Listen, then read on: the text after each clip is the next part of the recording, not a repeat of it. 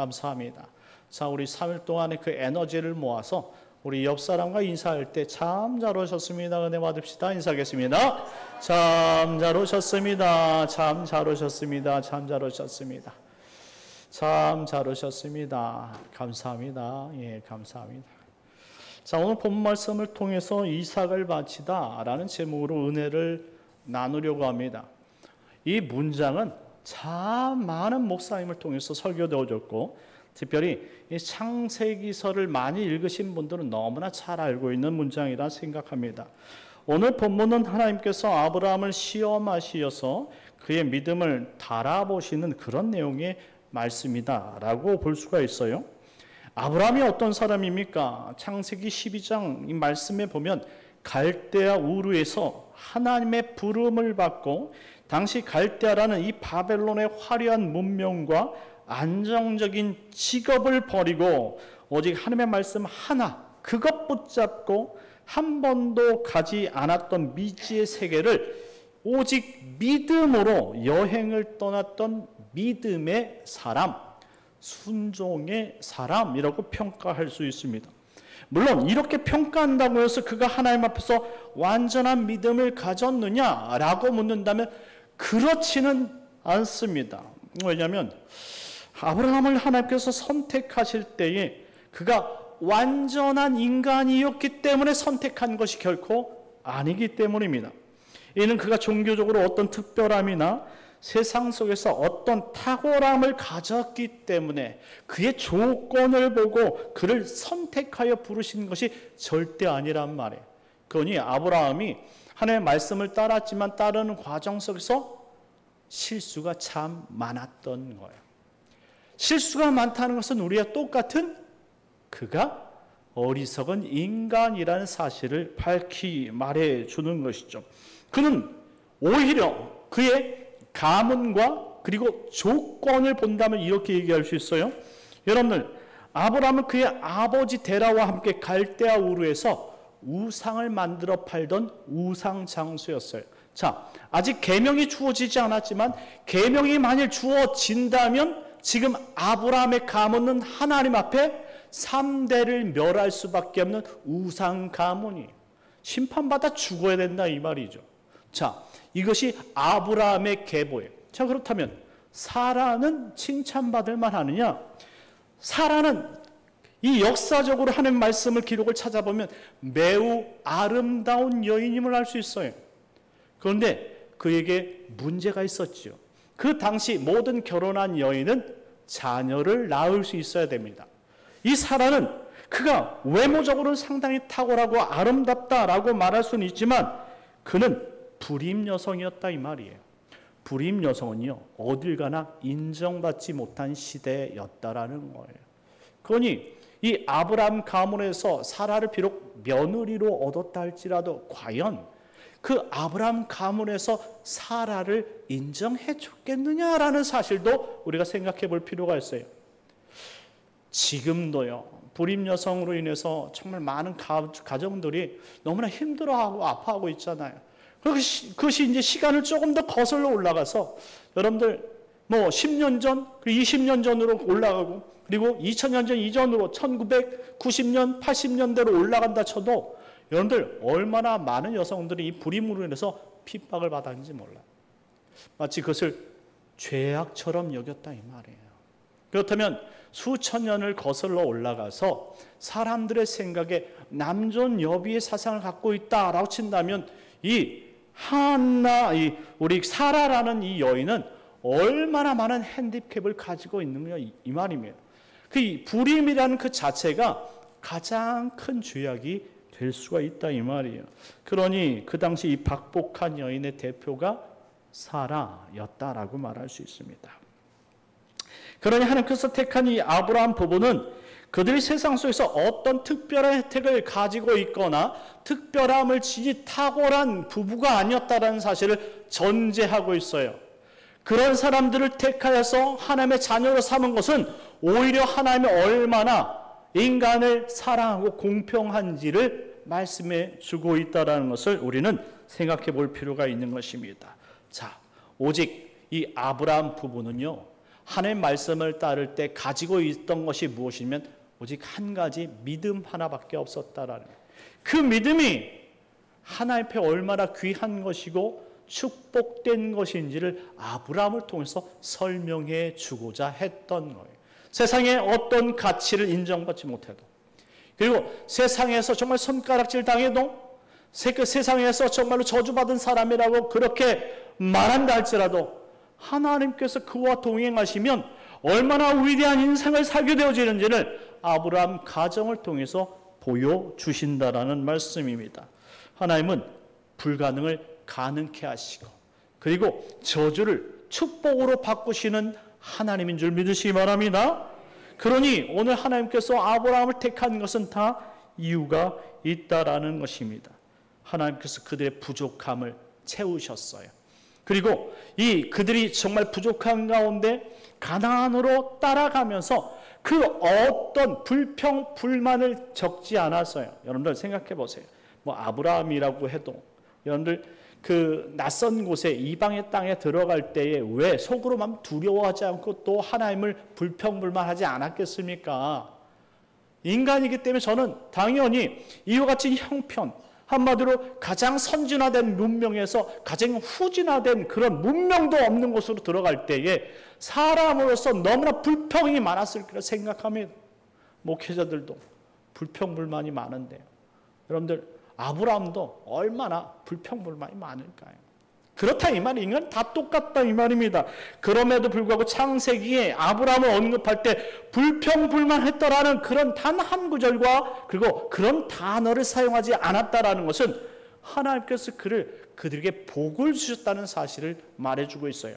자, 오늘 여러분들 하루 하나님과 동행하셨지요. 동행하심에도 불구하고 여러분 마음속에 정말 하나님을 찬양하는 시간만 있었을까요? 여러분들은 오늘 하나님만 정말 기쁘게 하시려고 여러분들 마음속에서 입속에서 모든 삶의 행동들이 하나님을 찬양하면서 살았습니까? 때로는 불평불만도 했고, 오늘도 어떤 사람을 생각할 때 짜증이 막 치밀어 올라오기도 했고, 어떤 상황을 보니까 우리 집은 이렇게 여유가 없는 것에 대해서 불평불만을 하기도 했고, 자녀를 생각할 때마다 비교를 하기도 했고요. 그리고 우리의 풀리지 않는 그런 삶의 형편들을 생각해 볼 때 원망이란 것을 하지 않았느냐 이 말입니다. 그럼에도 불구하고 하나님께서 여러분을 떠나느냐? 그렇지 않다는 것. 그럼에도 불구하고 하나님이 여러분들과 함께 하시며 여러분들에게 예배자를 지킬 수 있게 하시고, 그리고 여러분들에게 건강을 허락하시고, 그 불평불만 속에서도 여러분들을 오늘 하루를 하나님과 동행할 수 있도록 복을 주셨다는 사실을 기억하시기 바랍니다. 이게 우리가 기억해야 될 일들이에요. 그래서 창세기에 많은 그 아브라함의 그 행적들이 있었겠지만 그 행적들을 다 그렇게 나열하지 않았어요. 하나님은 아브라함의 좋은 것을 보시면서 그를 이끌어 가시고 있다는 사실을 보여주고 있었던 것입니다. 지금도 부족하지만 그래서 믿음으로 살려고 하는 그 아브라함을 하나님께서 이끌고 계셨던 사실을 우리는 그것을 지켜볼 수 있어야 된다 이 말. 이제 하나님께서 아브라함에게 약속하신 대로 그들의 믿음을 지켰으므로 그들에게 약속하신 이삭을 주셨어요. 그것이 바로 21장까지의 내용들이었습니다. 자신의 스스로는 얻을 수 없었던 자녀이지만 하나님께서 약속하셔서 하나님의 전능하심이 그들에게 약속된 아들 이삭을 주셨다라는 말이에요. 그리고 그 약속하신 땅에서 비로소 영원한 평화를 누리기 시작했다 이 말입니다. 이것이 어느 한 인생에 있어서 한 장막, 한 인생의 어떠한 그 연극으로 따진다면 1막을 마쳤다, 2막을 마쳤다 이런 설명과 동일하다고 말할 수 있습니다. 자, 1절 말씀 나같이 읽겠습니다. 1절입니다. 시작. 그 일 후에 하나님이 아브라함을 시험하시려고 그를 부르시되 아브라함아 하시니 그가 이르되 내가 여기 있나이다. 아멘. 그 일 후에 과연 그 일은 어떤 후일까요?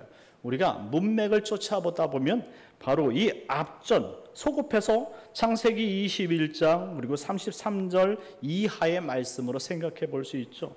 21장 33절 이하에 보면 아브라함은 부엘세바에서 에셀나무를 심고 거기서 영원하신 하나님 여호와의 이름을 불렀으며 34절에 그가 블레셋 사람의 땅에서 여러 날을 지냈더라. 이건 평화가 그리고 하나님의 약속이 성취되었다는 사실을 보여주고 있는 내용이에요.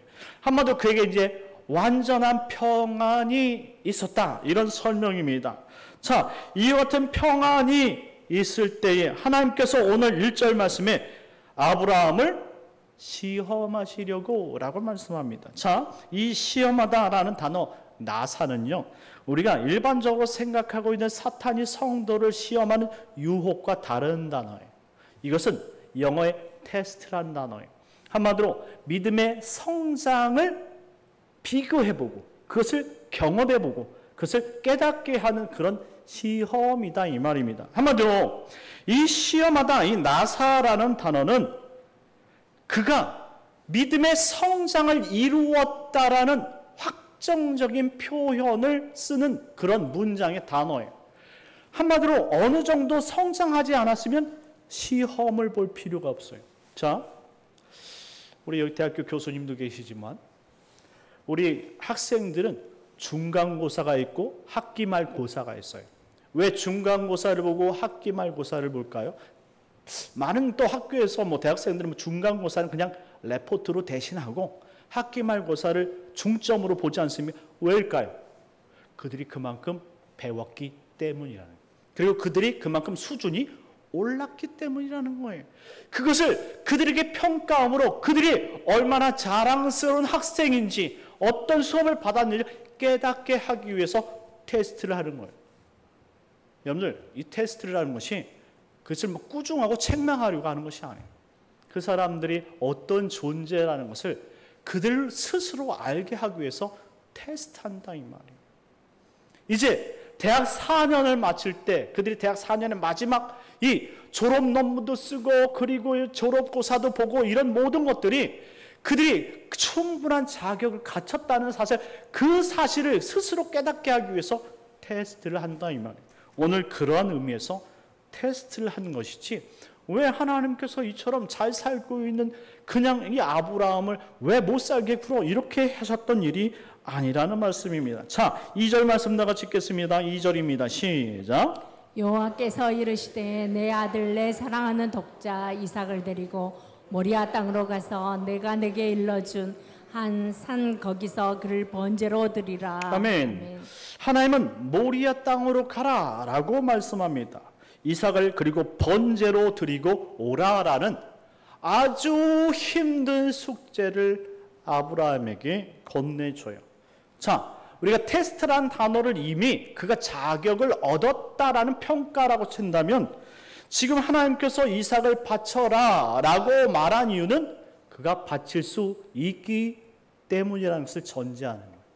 그만큼 아브라함은 순종의 사람이고 믿음의 본이었다는 것을 알 수 있어요. 그래서 오늘 본문에 기록된 이 모리아 땅으로 가서라는 이 문장을 원어 그대로 직역을 하게 되어지면, 그리고 너는 스스로 그 모리아 땅으로 가라, 이런 표현이에요. 너는 스스로 그 모리아 땅으로 가라 라고 표현됩니다. 이게 명령형인데요, 이게 어떤 의미를 가지냐면 여기에는 시간이 전제되지 않았어요. 충분히 마음을 가다듬을 수 있는 상황과 그를 충분히 배려했어요. 무조건 몇 날 며칠이 못 되는지 모르겠지만 떠나면 되는 거예요. 결단만이 있는 것이죠. 이것이 전제되어진 그런 문장이란 말이에요. 자, 모리아 땅이 어딜까요? 자, 이 모리아 땅은 이번 우리 가을에 우리 영락교회 식구들이 이스라엘 성지 순례를 떠나게 됩니다. 그때 예루살렘에 가게 되어지면 산이 2개에서 3개를 보게 되어지는데, 그 성전을 둘러싸고 있는 가운데 이 성전산이라는 것이 있어요. 학자들은 이 성전산을 모리아라고 이야기합니다. 그래서 모리아 산일 것이다 라고 말하는 거예요. 자, 그곳에 누가 달려 죽었습니까? 2000년 전에 예수 그리스도께서 달려 죽으셨어요. 그런데 지금 그거보다도 훨씬 앞서서 아브라함을 통해서 그곳으로 가라라고 말씀하시는 것은 아무래도 상징적인 메시지를 겹쳐두고 있다라는 것을 우리가 생각해 볼 수 있는 것이죠. 여러분들은 자신의 하나밖에 없는 독자를 데리고 번제로 드려라 라고 말씀한다면 여러분들은 어떻게 하실까요? 저희 집은 딸이 하나 있는데요. 독자를 드리라고 했어요. 저희는 면책을 받은 것 같아서 아주 기쁩니다. 독자를 드리면 저는 참 독자. 그런데 여러분들은 어떨 것 같아요? 아들이 딱 하나 있어. 아들이 하나 있는데 그걸 드려. 그러면 어떻게 할까요? 여러분들의 마음은 매우 두려울 겁니다. 오히려 줬다가 뺐냐고 화를 낼 사람도 있을 거예요. 그리고 오늘 그 본문 문장 자체가 시간을 정해두지 않았기 때문에 고민하다가 몰래 야반도주하는 사람이 있을 수 있다 이 말이죠. 여러분들은 어느 걸 택하겠습니까? 자, 그런데 오늘 아브라함을 보십시오. 3절 말씀입니다. 다 같이 읽겠습니다. 3절 시작. 아브라함이 아침에 일찍 일어나 낙의 안장을 지우고 두 종과 그의 아들 이삭을 데리고 번제에 쓸 나무를 쪼개어 가지고 떠나 하나님이 자기에게 일러주신 곳으로 가더니 아멘. 아멘. 아브라함은 다음날 아침 일찍이 떠났다라고 말하고 있습니다. 자, 여기서 이 아침 일찍이라는 표현은 하나님이 말씀하신 그 다음날 아침을 의미하는 거예요. 어떤 사람은 이 문장 표현을 통해서 아브라함은 참 매정한 사람이구나 라고 생각할 수 있어요. 그런데 그건 잘못된 생각입니다. 여러분들 자신의 독자를 아무리 하나님께서 전능하신 능력으로 주셨다 할지라도 매정하게 지금 키워가지고 얼마나 정이 들어있는 상태예요. 여러분들 하나님이 주셨어도 그것은 너무나 기쁜 일이고 내 아들인 거예요. 그런 아들 다시 달라고 번제로 드리라고 말했을 때 그것을 쉽게 네라고 대답할 수 있는 사람이 어디 있겠습니까? 그러니 지금 아브라함이 그 다음날 아침에 그렇게 정했다고 해서 아브라함이 매정하고 아주 못된 아버지처럼 해석하면 절대 안 된다 이 말이에요. 지금 아무런 이야기가 없어요. 아브라함은 적어도 하나님께서 나타나시고 그렇게 말씀하신 후부터 아침 일찍이 일어난 그 순간까지 뜬 눈으로 세웠을 수도 있다 이 말이죠. 왜 아침 일찍이 일어났을까? 잠을 잘 수가 없었던 것이죠. 자신의 아들을 번제로 드린다는 것이 어떤 의미인지 알고 있기 때문에 이 아브라함은 어쩌면 잠을 잘 수가 없었어요. 그리고 아무런 대답도 하지 않았던 것입니다. 4절 말씀 다 같이 읽겠습니다. 4절입니다. 시작. 제3일에 아브라함이 눈을 들어 그곳을 멀리 바라본지라. 아멘. 3절 말씀에 아침 일찍 나귀 한 장에 짐을 지었고 두 종과 아들 이삭과 3일길을 걷지만 그리고 제3일째에 아브라함의 눈을 들어 그곳 멀리 바라보기까지 그 어떤 다른 문장의 표현도 없어요. 뭘까요? 정막, 침묵만 있었다라는 거예요. 왜요? 아무 말 할 수가 없어요. 아들을 쳐다볼 때 눈물이 나는 거죠. 아들을 생각할 때 말을 꺼내기조차 너무나 갑갑했던 상황인 거예요. 우리 이길동 장로님, 우리 아드님 저기 군대가 아니죠. 태능으로 보냈죠. 자, 우리 김현정 집사님 아들을 보냈어요. 우리 요한이 보냈습니다. 그 요한이 보낼 때 어떤 마음? 정말 이건 또 아들 가진 사람만 알 수 있는 거예요. 저는 딸이라서 모르겠습니다. 어떤 시집 갈 때는 알겠죠. 이제. 예, 마음이 얼마나 그것도 같이 만약에 올라간다면 시간이 너무나 빨리 가는 그런 일들이었을 텐데 3일이 얼마나 빨리 지나갔을까요? 조금만 더 천천히 갔으면 좋겠는데 이놈의 나귀 새끼가 너무 빨리 가는 거야. 너무 잘 달려. 그러니 막 미치는 거야. 그냥 나귀 그 꼬랑지를 보면서 엉덩이를 두들겨 때려주고 싶은데 멈추지를 않네. 그만큼 시간이 너무나 잘 가고 너무나 마음이 조금 다가설 때마다 두려웠던 것이죠. 오직 정막이 흘렀고 그리고 아들과 별 이야기를 할 수 없었다는 사실을 지금 이야기해 줍니다. 그리고 목적지에 도착한 거예요. 그래서 눈을 들어서 멀리 하나님께서 약속하신 모리아 땅, 그 한 산이 있었다라고 말하는 것이죠. 자, 지금 아브라함은 하나님의 말씀을 순종하기 위해서 이삭을 데리고 모리아 땅으로 3일 길을 떠났습니다. 이 3일. 그 모리아 땅은 예루살렘이라고 이야기한다면 이제 우리가 알고 있는 2000년 전 예수님께서 십자가에 달려 죽으시기 전에 그가 나귀를 타고 예루살렘 성에 입성하는 그 모습을 보여주고 있는 상징적인 메시지다라고 우리가 풀어서 이야기할 수 있죠. 자, 지금 아버지 아브라함의 마음과 이삭의 마음, 지금 하나님 아버지의 마음과 그리고 예수 그리스도 아들의 마음이 여기에 지금 겹쳐지는 거예요. 이 본문을 읽으면서 하나님께서 어떠한 생각으로 지금 이삭을 데리고 가는지를 아브라함에게 가르쳐주고 있다는 사실을 우리는 생각해 볼 필요가 있습니다. 하나님 아버지와 예수 그리스도는 어떤 대화를 나눴을까요? 희한하게요.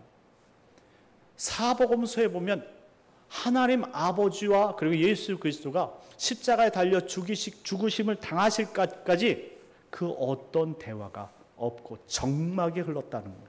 오직 그저 예수님께서 일방적으로 눈물을 흘리시며 기도하시는 장면이 나오면서 다만 아버지의 뜻대로 하옵소서 라고 말합니다. 그리고 십자가에 달리실 때 엘리 엘리 나마 사박다니, 나의 하나님 나의 하나님 어찌하여 나를 버리셨습니까? 적막만 흘렀다라는 것이죠.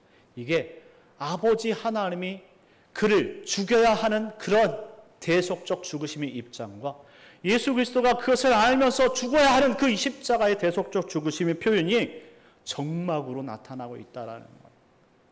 그러니 지금 아브라함이 3일 길을 떠나면서 그의 아들 이삭을 데리고 하나님께서 가라고 명하신 그 모리아 산까지 갈 때에 오직 적막만 흐르고 아브라함의 마음속엔 답답함만 있었다라는 것이죠.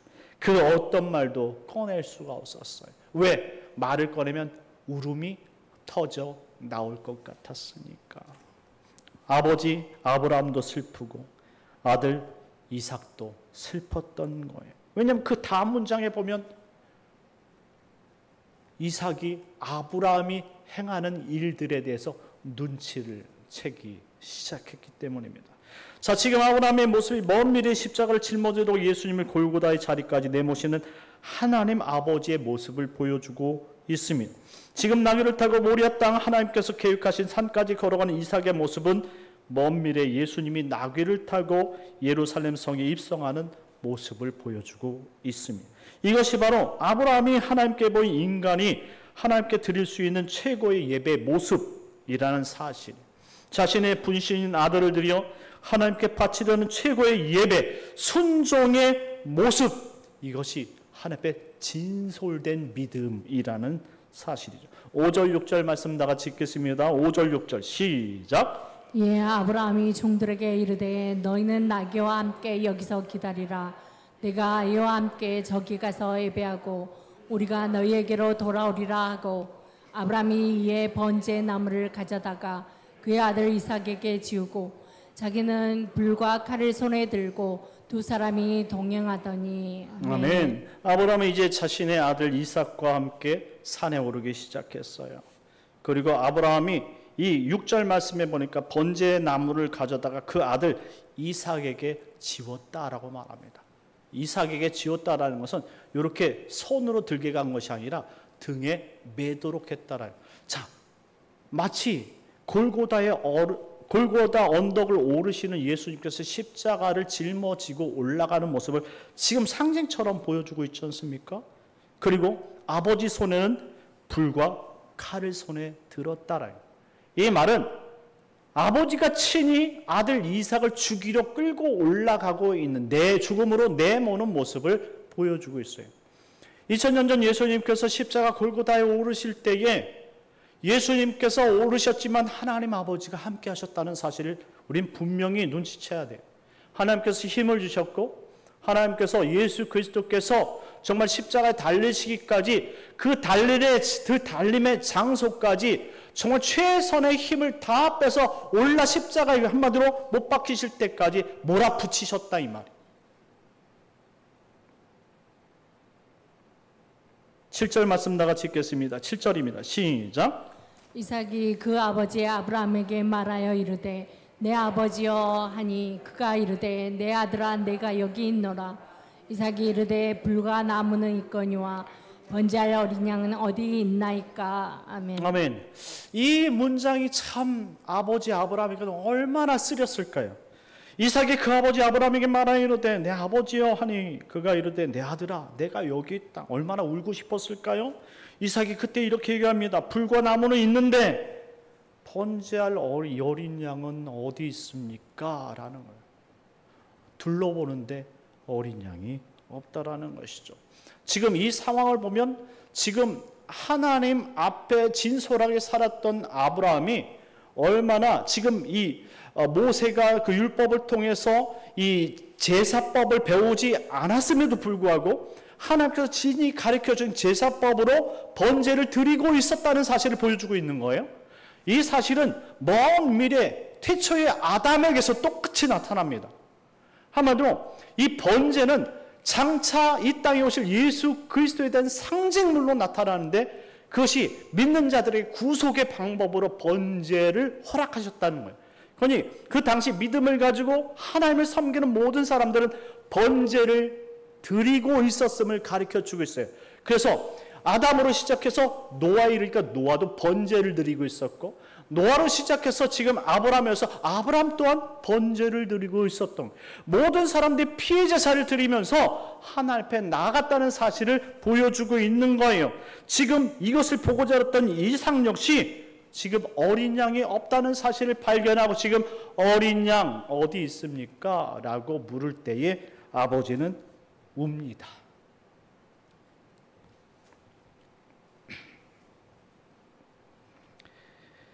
이와 같은 이삭의 질문에 아브라함은 속이 너무 아팠을 거예요. 할 말이 없지요.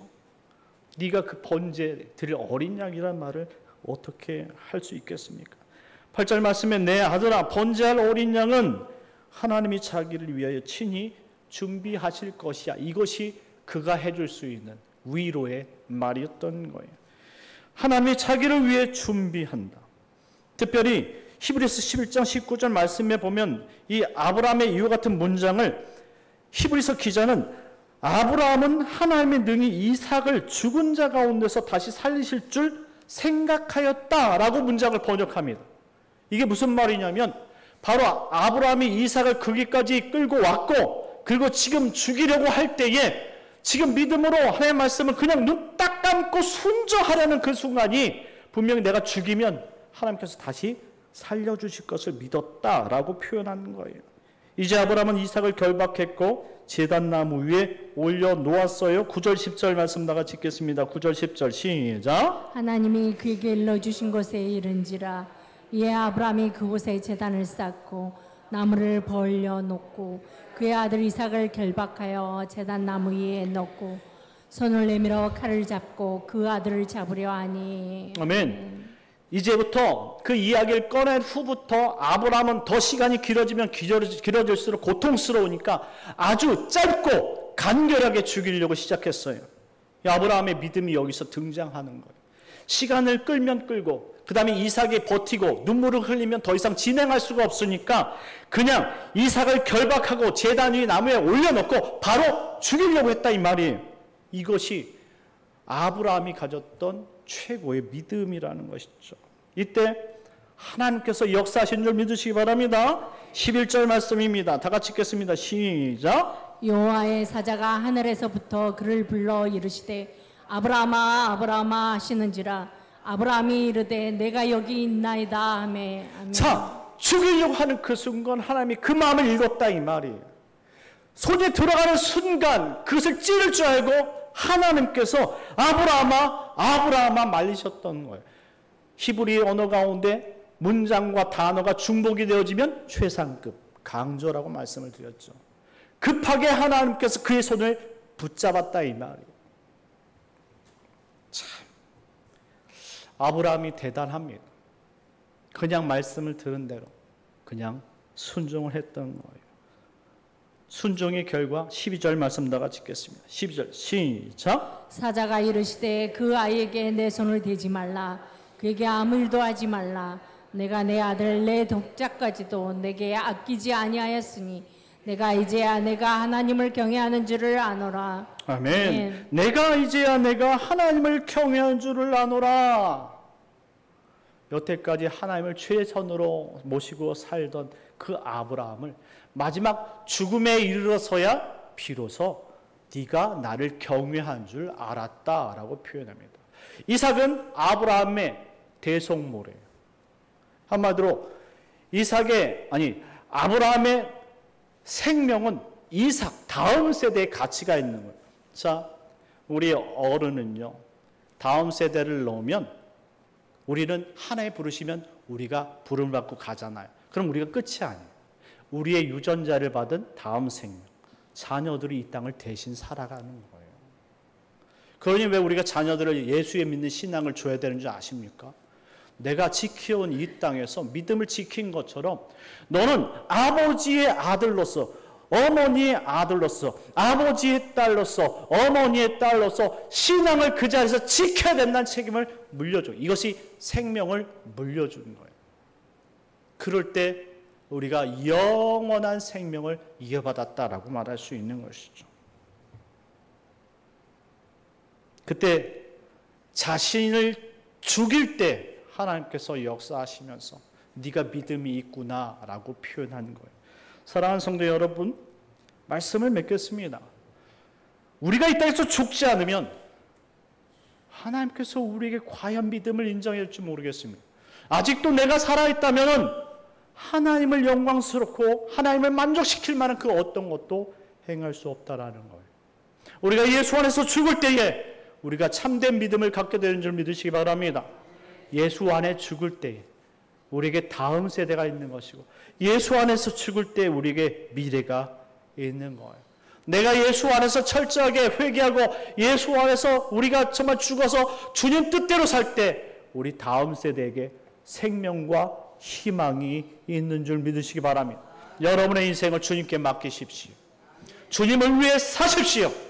그러면 하나님께서 여러분의 다음 인생을 하나님께서 함께 하시고 열매 맺게 할 줄 믿습니다. 이 같은 믿음은 나머지 3일을 살아가는 복된 성도님들 되시길 예수님의 이름으로 축원합니다. 우리 다 같이 주여 한번 외치고, 하나님 믿음으로 나머지 3일을 살게 하여 주옵소서. 아브라함이 결단하여 이삭을 죽인 것처럼 하나님 우리도 예수 십자가에 우리를 죽여 아버지 주님께서 원하신 믿음으로 살고 주님 뜻대로 살 수 있는 성도가 되게 하여 주옵소서. 주여 한번 외치기도하겠습니다. 주여,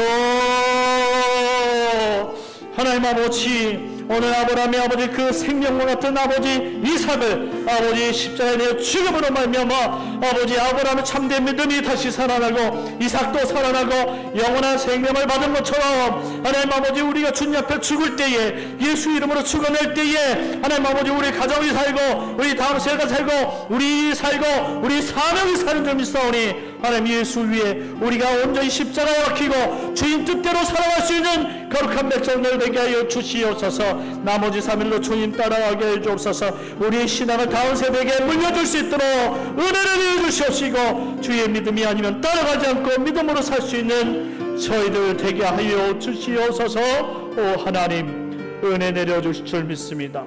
예수님의 이름으로 기도합니다.